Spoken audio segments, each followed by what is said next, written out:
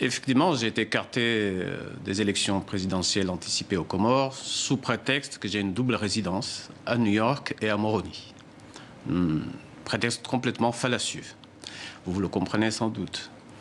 D'autres candidats ont été écartés ainsi, notamment les deux principaux partis qui ont la majorité parlementaire. Le parti de l'ancien président Ahmed Abdallah Mohamed Sambi, dont le candidat était écarté sous prétexte que le secrétaire général du parti n'a pas signé un mandat pour lui, alors que le secrétaire général en question est en prison et que son adjoint a signé ce mandat. D'autant plus étonnant que ce parti a présenté d'autres candidatures pour les élections des gouverneurs. Deux des candidats ont été écartés pour cette même raison. Un troisième a été accepté avec la même signature. Est-ce qu'aujourd'hui, vous avez des recours ? Nous avons présenté des recours. Alors, la Cour suprême a décidé de fermer les yeux, de ne rien entendre. Oui, je rappelle qu'elle a écarté 7 candidats sur les 20 enregistrés. Voilà. Et sur le troisième que j'allais citer, celui de M. Mohamed Ali Soili, ancien vice-président des Comores, on l'a accusé de n'avoir pas déclaré tout son patrimoine. Et on découvre que c'est un candidat recalé qui a fait cette allégation. Et on découvre aussi que la Cour n'a fait aucune enquête pour vérifier si cette société dont on lui prête l'existence, si cette société existe effectivement. Or, cette société n'a aucune trace nulle part.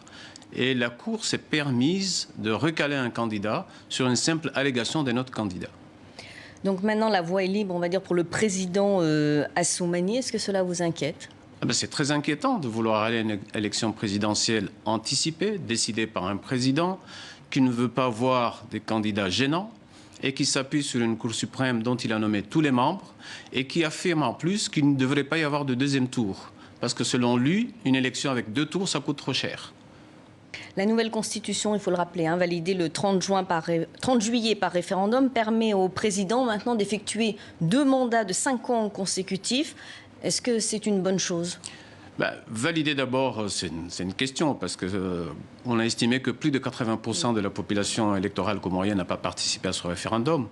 Ceci dit, nous avions pendant 3 mandats une alternance démocratique. À chaque fois, on a eu un nouveau président issu d'une autre île qui avait donné de la stabilité à l'archipel après plus de 30 ans d'instabilité chronique avec des coups d'État et une période de mercenariat.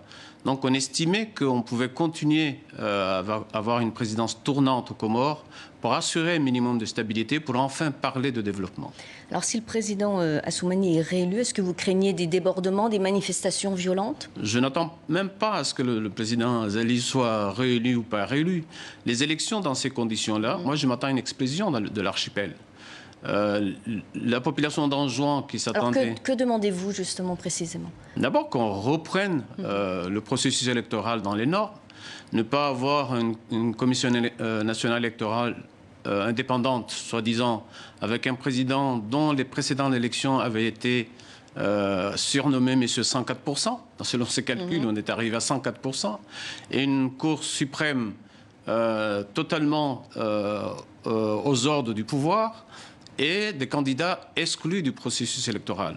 Donc ce que nous voulons, c'est une élection normale, démocratique, avec un scrutin sous surveillance internationale pour qu'on s'assure que les élections se passent de manière transparente. Est-ce que vous craignez donc une explosion dans cet archipel ?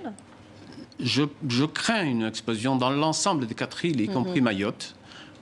Car j'ai fait le tour des 4 îles, Mayotte, Moïli, Anjouan et Grande Comore, dès que j'ai présenté ma candidature, et j'ai bien senti la tension qui règne dans l'ensemble de l'archipel, où à tout instant, et il y a même des villages qui ont déjà annoncé qu'il n'y aura pas d'élection dans leur village, des villes aussi qui ont annoncé qu'il n'y aura pas d'élection dans leur village, pour tout un tas de raisons.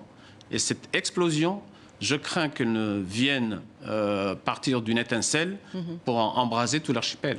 Alors récemment, une vingtaine de responsables politiques de l'opposition ont été arrêtés, on en a parlé à l'instant. 2 journalistes aussi critiques du président ont été incarcérés. Est-ce qu'on assiste à une dérive autoritaire du gouvernement ? Ça fait déjà un bon moment que les Comores assistent à cette dérive.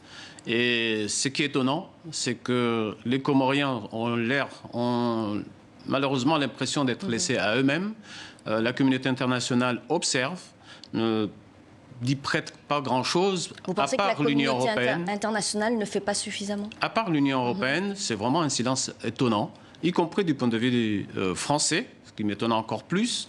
La France, qui est le premier partenaire des Comores, qui est un pays qui se réclame à juste titre des pays des droits de l'homme, se tait devant une situation comme celle-là.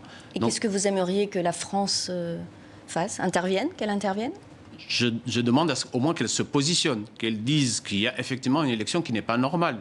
Ça, sauf si la France peut se contenter d'une dérive autoritaire, j'espère que non.